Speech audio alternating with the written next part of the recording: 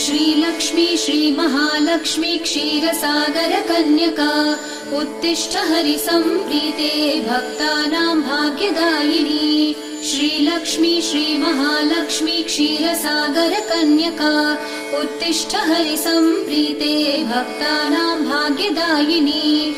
उत्तिष्ठोत्तिष्ठ श्रीलक्ष्मी विष्णुवक्षस्थलालये उत्तिष्ठ करुणापूर्णे लोकानां शुभदायिनी। उत्तिष्ठोत्तिष्ठ श्रीलक्ष्मी विष्णुवक्षस्थलालये उत्तिष्ठ करुणापूर्णे लोकानां शुभदायिनी।